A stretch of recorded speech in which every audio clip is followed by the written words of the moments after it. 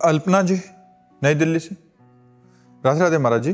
महाराज जी, मैं एक साधारण गृहस्थ हूँ। गृह कार्य करते हुए टीवी या मोबाइल पर लीला कथाएं सुनते हुए नाम जप करती हूँ। आपसे सुना है कि टीवी मोबाइल आदि से सुनना बहिर्मुख प्रवृत्ति को बढ़ाना है। महाराज जी, ऐसा एकांत समय हमें नहीं मिल पाता जिसमें हम अंतर्मुख होके मतलब अपनी चेतना तो मानो आप जैसे रसोई बना रही हो तो आपको मोबाइल चलाने की उस समय क्या जरूरत है? अंदर ही अंदर राधा राधा राधा राधा राधा राधा राधा आप ऐसे कर, आप सोहनी लगा रही हो, पोछा लगा रही हो, राधा राधा राधा, बच्चे को नहला धुला रही हो, राधा राधा राधा।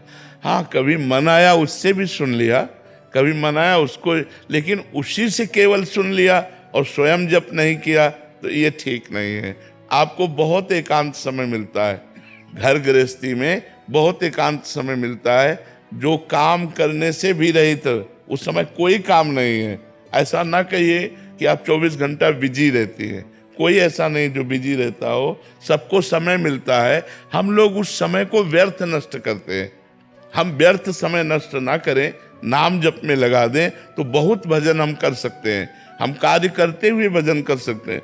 हर रोटी में राधा राधा राधा राधा, देखो कितना आनंद आएगा अंदर से। राधा राधा राधा, पोछा लगा रहे हैं, बर्तन मार्जन कर रहे हैं, राधा राधा, पति को टिफिन लगा रहे हैं, राधा राधा। और इससे आपका परिवार सुखी रहेगा और आपका भजन भी बन जाएगा। जब राधा राधा करते हुए भोजन बनाओगे तो जो पाएगा उसके हृदय से भी निकलेगा राधा राधा, क्योंकि पवित्र बना है ना। अच्छा, मन हमारा जैसे टीवी चल रहा है तो सांसारिक चिंतन भी कर सकता है, और राधा नाम जब करते हुए अगर संसारिक चिंतन करेगा तो डिलीट करता जाएगा, वो उसको नष्ट करता जाएगा। तो समय मिले तो थोड़ा एकांत भी जप कर लो, और जब मन ज्यादा भागे तो टीवी चला के भी कार्य करते रहो, कोई बात नहीं।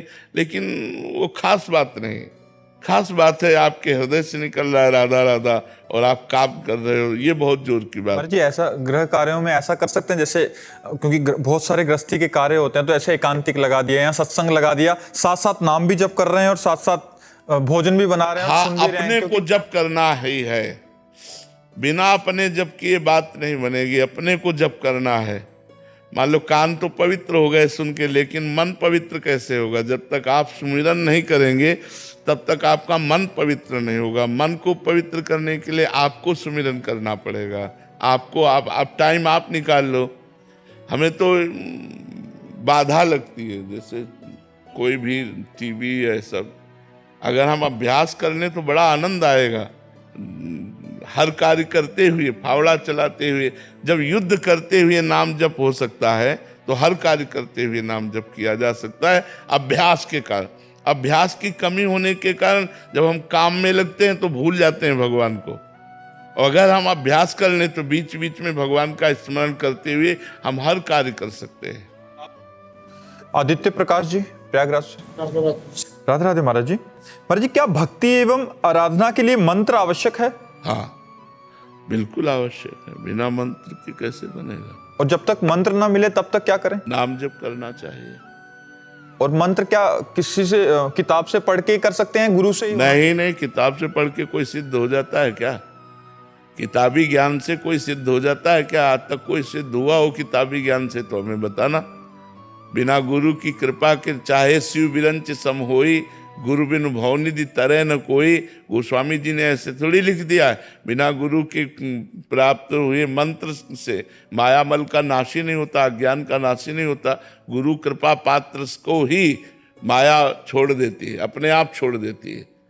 वो अपने आप माया मुक्त हो जाता है जिसके ऊपर गुरु की कृपा रहती है, जो गुरु का गुरु मंत्र लेकर के निरंतर। आप सोचो, हम आप मनुष्य हैं। जब भगवान श्री कृष्ण जी संदीपनी जी को गुरु मान करके उनसे शिक्षा दीक्षा ले रहे हैं, भगवान राम जी, गुरु वशिष्ठ जी, महामुनि विश्वामित्र जी, इनके चरणों की सेवा करके शिक्षा दीक्षा ले रहे हैं, तो हमको भगवान ने अवतार लेकर के शिक्षा दी है। जिनकी श्वासों से चारों वेदों का प्रादुर्भाव हुआ, वो भगवान किसी से पढ़े, ये आश्चर्य की बात। जाकी श्वास वेद श्रुति चारी, सो हरि पढ़े, ये अचरज भारी। वो हरि पढ़ रहे हैं वो गुरु चरणों में बैठे हैं। हम लोग तो अज्ञानी जीव हैं, हमको तो गुरु की जरूरत है ही, लेकिन जो स्वयं परब्रह्म परमात्मा है उन्होंने भी गुरु बनाया, उन्होंने भी गुरु चरणों का आश्रय लिया। तो हमें चाहिए कि गुरु चरणों का हम आश्रय लें। हम बिना गुरु चरणों के आश्रय के बात बनेगी नहीं। ये नरेंद्र कास्ट। राधे राधे महाराज जी। गुरुदेव भगवान, आपकी किडनी के संबंध में जानकारी होते हुए भी हम लोग यहाँ आपसे प्रश्न उत्तर करके आपकी ऊर्जा नष्ट कराते हैं, ये अपराध तो नहीं है महाराज जी? नहीं नहीं नहीं नहीं नहीं, हमें ऊर्जा प्राप्त होती है, ऊर्जा नष्ट नहीं होती। डॉक्टरी हिसाब से तो ऊर्जा नष्ट होती है, क्योंकि बोलने से सामर्थ्य की हीनता की तरफ हम जाते हैं। हकीकत थक जाता है ना शरीर, लेकिन हमें आनंद आता है। क्यों? क्योंकि अगर एक सुधर गया तो हमारा जीना सार्थक हो गया।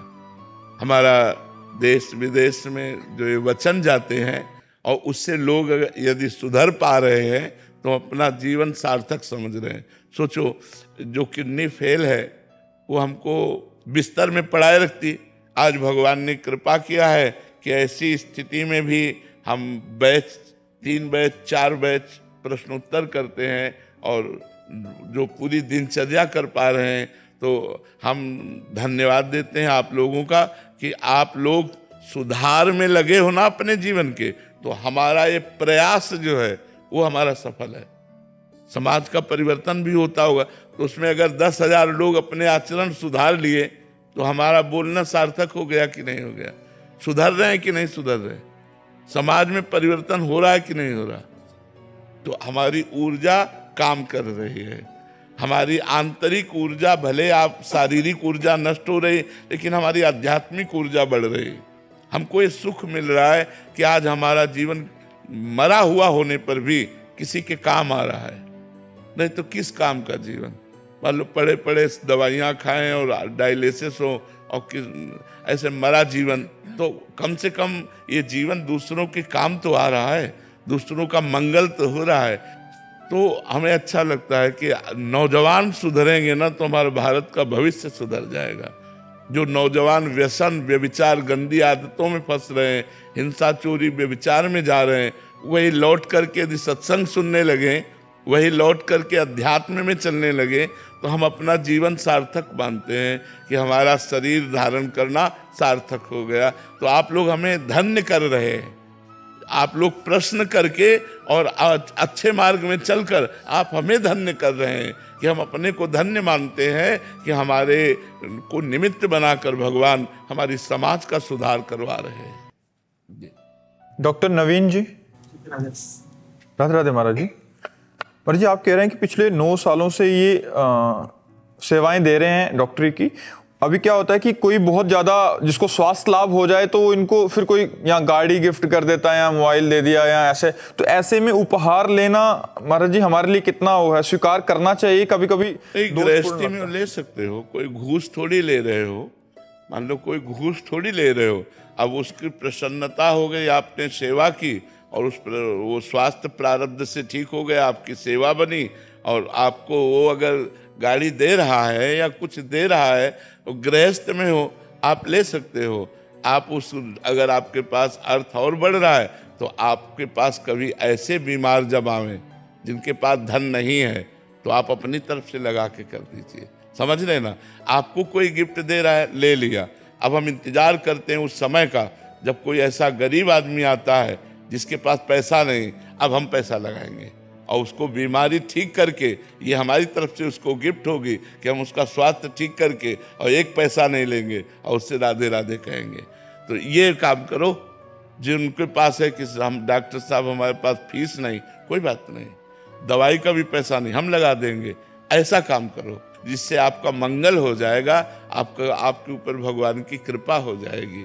जो परहित करता है आप इच्छा मत रखिए, लेकिन अगर ऐसा अवसर आता है कि आपको कोई देता है तो आप उसको ले लीजिए और उसी के हिसाब से आप किसी गरीब की सेवा कर दीजिए। ठीक है ना? गोपाल जी महाराष्ट्र से। राधा वल्लभ श्री हरि। श्री हरिवंश महाराज जी। गुरुदेव भगवान, आपके जैसी गुरु भक्ति कैसे धारण करें और गुरु के वचनों के प्रति जिद्दी कैसे बने कि जो गुरुदेव ने बोल दिया? एक होता है कि गुरु मानकर भक्ति करना, एक होता है हमारी माँ, हम उनके बिना जी नहीं सकते। हमारी जो बात है कि वो हमारी माँ है, जैसे अपनी माँ से बच्चा अलग जी ही नहीं सकता, ऐसे हम अपने गुरुदेव के बिना अस्तित्व ही नहीं है। शरीर से भले दूरी, हृदय से तो उन्हीं का सारा साम्राज्य है। तो अपने गुरु को माता पिता की तरह प्यार करे। तुमेव माता च पिता तुमेव, तुमेव बंधुश्च सखा तुमेव, तुमेव विद्या द्रविणं तुमेव, तुमेव सर्वं मम देव देव। आप मेरे देव देव हैं, आप मेरे ही धन हैं, आप मेरे ही माता पिता हैं, आप मेरे सर्वस्व हैं। जब अपने गुरुदेव को सर्वस्व मान लिया जाता है तो अपनी ममता सर्वत्र से धीरे धीरे हटकर गुरु चरणों में लग जाती है, और जब गुरु चरणों की कृपा होती है तो भगवान का साक्षात्कार हो जाता है। अंबिका जी। श्री हरिवंश महाराज जी। महाराज जी, आपने ही कहा है कि हमारे संचित कर्म के गोदाम को नाम जप से नष्ट कर सकते हैं हम। जो प्रारब्ध बन चुका है उसे भोग लो, एवं जो आज पाप कर्म बन रहे हैं उसका प्रारब्ध बनने से पहले प्रायश्चित कर लो। तो प्रभु, प्रारब्ध कितने समय में बनता है? शरीर छूटने के बाद। जहां हमारा शरीर छूटा तो नए शरीर का प्रारब्ध तुरंत रचना करके उसको नई योनि में भेज दिया जाता है। जब तक ये शरीर है, मृत्यु नहीं आती, तब तक इसका प्रारब्ध है। और जहां मृत्यु आई तो दूसरे शरीर के प्रारब्ध की रचना करके उसको भेज दिया जाएगा। और वो किस शरीर में भेजा जाता है, कर्मानुसार उसकी अंतामति कहाँ थी, उसी के अनुसार उसकी गति होगी। जीवन भर उसने कौन से कर्म किए, मनुष्य शरीर पा करके अंत में उसकी स्थिति कहाँ थी, उसके अनुसार उसको नई योनि, नया प्रारब्ध, नए भोग उसको उपस्थित करा दिए जाते हैं। जब तक मृत्यु नहीं होती तब तक इसी शरीर का प्रारब्ध काम करता है। अंजना जी, राजस्थान से। राधे राधे। राधे राधे महाराज जी। गुरुदेव भगवान, मन बुद्धि चित्त अहंकार से जीवात्मा जगत में लिप्त है। मन इन वासनिक इच्छाओं से ओतप्रोत बाहर भटकता रहता है। बुद्धि मन की इच्छाओं का निर्णय करने में सक्षम है और मन के अधीन होकर, अज्ञान के वशीभूत होकर वासनिक इच्छाओं को ग्रहण क्यों करती है महाराज जी? क्योंकि वो भी प्रकृति की है ना।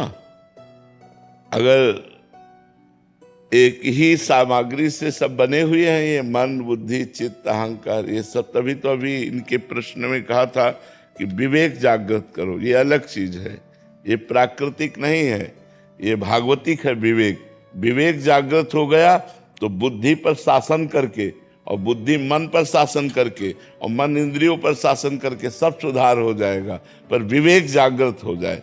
विवेक जागृत होना थोड़ा कठिन होता है। एक बार विवेक जागृत हो जाए तो सब काम बन जाए। विवेक जागृत के लिए उपाय यही है कि खूब सत्संग करता रहे, खूब शास्त्रों का स्वाध्याय करे, और ये निश्चय कर ले कि मुझे भगवत प्राप्ति करनी है, तो विवेक जागृत हो जाए। नहीं तो बुद्धि इतनी मन के अधीन हो चुकी है कि जो मन कहता है उसी में दस्तखत कर देती है, उसी में राजी हो जाती है। और मन इतना इंद्रियों के अधीन हो गया कि जो इंद्रियां कहती हैं वही मन राजी हो जाता है। और इंद्रियां इतने विषयों के अधीन हो चुकी हैं कि जिस विषय को देखती हैं भोगने की इच्छा कर लेती हैं। इसी से हमारा पूरा का पूरा जीवन इंद्रिय विलासिता में व्यतीत हो जाता है और परमात्मा तत्व का अनुभव नहीं होता। भजन बिना प्रेम नहीं होगा, प्रेम बिना विरह नहीं आएगी, विरह बिना मिलन नहीं कर पाते। हाँ, ध्रुवदास जी ने भी लिखा है, बिना महापुरुषों के संग के भजन नहीं होता, संग के बिना भजन नहीं होता, और बिना भजन नहीं प्रेम, बिना भजन के प्रेम नहीं होता, और प्रेम के बिना भगवान नहीं मिलते हैं। विरह की स्थिति नहीं बन रही है। तो हाँ, धीरे धीरे अभ्यास करो, धीरे धीरे अभ्यास करो, धैर्य पूर्वक। ये भजन का मार्ग धैर्य पूर्वक है, इसमें उकताना नहीं चाहिए, इसमें जल्दीबाजी नहीं करनी चाहिए। धीरे धीरे आराम आराम से मन को प्रभु में बार बार लगाते रहो, बार बार लगाते रहो। जब ये प्रभु में, अरे बड़ा आनंद का मार्ग है, बड़ा सुख का मार्ग है। आनंद तो इसी में है। खूब तपस्या करे, खूब व्रत नियम संयम, इंद्रियों पर विजय प्राप्त करे। भगवदानंद, ये विषय आनंद तो सुअर कुत्ता भी भोग रहे हैं यार। जिसे तुम बहुत सुख मान रहे हो, जैसे तुम्हें रबड़ी और रसगुल्ला खाने में मजा आता है ना, उसको बिस्ठा खाने में मजा आता है। तुम्हें गद्दा में जैसे सोने में अच्छा लगता है ना, उसको कीचड़ में सोने में अच्छा लगता है। अंतर क्या रहा यार? हम अपनी इंद्रियों पर विजय प्राप्त करके, परमात्मा की आराधना करके हम भगवदानंद प्राप्त कर सकते हैं, वो भगवदानंद नहीं प्राप्त कर सकते। अगर मनुष्य शरीर प्राप्त करके निद्रा भय आहार मैथुन इतने में ही समय व्यतीत कर दिया तो तिनते खर सूकर स्वान भले, जड़ता बस जे न काहे कछुए, जर जाओ सो जानकी नाथ बिना, जो जिए जग में तुम्हारो बिन होए। उनसे सुअर कुत्ता गधा अच्छे जो मनुष्य शरीर प्राप्त करके भगवदानंद नहीं प्राप्त किया, चिदानंद नहीं प्राप्त किया, उनसे पशु पक्षी अच्छे। क्यों? क्योंकि वो अपने कर्मों का भोग भोग रहे हैं, और आप मनुष्य शरीर हो में ऐसे नए कर्म पाप कर्म कर रहे हैं जिससे दुर्गति को प्राप्त होंगे। अजीत सिंह जी काशी से। राधे राधे गुरुजी। गुरुजी, मैं अपने अंदर आत्मा का अनुभव करना चाहता हूं, कैसे करूं? आप ही आत्मा हैं। अपने अंदर आत्मा का अनुभव मैं करना चाहता हूं तो आत्मा दूसरी हो गई, आप दूसरे हो गए। आप ही आत्मा हैं। अभी आप शरीर को लेकर बात कर रहे हैं कि मैं शरीरधारी अपनी आत्मा का अनुभव करना चाहता हूं, तो अज्ञान की दशा में तो ठीक ही है। अब साधना करनी पड़ेगी। बिना साधना के आत्म तत्व का अनुभव थोड़ी होता है। पहले सत असत का विवेक, फिर लोक परलोक के भोगों से वैराग्य, फिर अपनी इंद्रियों का दमन, मन का दमन, शास्त्र और गुरु के वाक्यों पर श्रद्धा और हर कष्ट सहने की क्षमता। जब तक तितिक्षा नहीं होगी तब तक ज्ञान नहीं होता है। सहनशील, तो शम दम उपरति, भोगों से वैराग्य, तितिक्षा, घोर कष्ट को भी सहने की हिम्मत रखना, और समाधान, चित्त का परमात्मा में स्थित करना, और मुमुक्षुता, अब मैं मुक्त होना चाहता हूं, अब मैं जन्म मरण के चक्कर में नहीं फंसना चाहता, मैं आत्मबोध प्राप्त करना चाहता हूं। तो ये साधन चतुष्टय की जागृति हो, और बड़े ज्ञानी महापुरुष जो हैं, जो गुरुजन हैं, उनका संग हो, और वेदांत शास्त्रों का स्वाध्याय हो, जैसे योग वाशिष्ठ है, उपनिषद है, इनका स्वाध्याय हो गुरुजनों के पास बैठकर, तब आत्म तत्व का बोध होता है। कठिन है। पहले तो इंद्रियों को विषयों से हटाना ही कठिन है, शरीर राग का नाश करना कठिन है। इसलिए सरल साधन पकड़ो, भगवान का नाम जप करो, पवित्र भोजन पाओ, गंदे आचरणों से बचो, सत्संग सुनो और शास्त्र स्वाध्याय करो। जब समय मिले तो चाहे 1-2 पेज ही पढ़ो, सदग्रंथों को पढ़ो और मनन करो, तो उससे बुद्धि शुद्ध होगी, तब आप आत्म स्वरूप का बोध प्राप्त कर पाएंगे। वो कृपा से। साधना तो निमित्त है, कृपा प्रधान है। अभिनव वर्मा जी काशीपुर से। राधे राधे महाराज। राधे राधे महाराज जी। महाराज जी, साधन पक्ष करते समय अहंकार तथा विकारों को कैसे रोकें महाराज जी? विवेक के द्वारा, बुद्धि के द्वारा नहीं रोका जा सकता, विवेक के द्वारा। और विवेक सत्संग से प्राप्त होता है। बिन सत्संग विवेक न होए। सत्संग 2 प्रकार से होता है, एक साधु महात्माओं से और एक होता है शास्त्र से। हम शास्त्रों का स्वाध्याय करें और संत महात्माओं का संग करें, उनकी वाणी का चिंतन करें, मनन करें, तो हमारी बुद्धि में विवेक जागृत हो जाए। जब विवेक जागृत होता है तो अज्ञान का नाश होता है। जब अज्ञान का नाश होता है, सत्य वस्तु का निर्णय होता है, तो फिर अहंकार अज्ञान में ही होता है। जितना अहंकार है ये सब अज्ञानी को होता है। ज्ञानी महापुरुष को या भगवान के भक्त को कभी अहंकार नहीं होता है। और अहंकार में ही सारे दोष विराजमान हैं। जो काम क्रोध लोभ मोह मद मत्सर हैं, ये अंतःकरण के अहंकार में विराजमान। अंतःकरण चतुष्टय 4 है, बुद्धि मन चित्त अहंकार। तो जो अंतःकरण चतुष्टय में अहंकार है, उसी में काम क्रोध लोभ मोह मद मत्सर विराजमान है। और ये आगमा पाइनो हैं, बराबर नहीं रहते हैं, ये आते जाते रहते हैं, स्फुरित होते रहते हैं। अनित्य, ये नाशवान है। आगमा पाइनो अनित्यास तास तितिक्षस्व भारत, इनको सहन करना चाहिए। इनका जब वेग हो तब नाम जप करते हुए सहन करे, यही विवेक है। कहीं क्रियाओं में ना उतर जाए। अगर क्रियाओं में उतर गया गलत, तो फिर साधना ही नहीं रह जाएगी, फिर तो बुद्धि पतित हो जाएगी, स्मृति का लोप हो जाएगा। कामा संजायते क्रोधा, क्रोधा स्मृति विभ्रमा, स्मृति भ्रंशात बुद्धिनाशो, बुद्धिनाशात प्रणश्यति।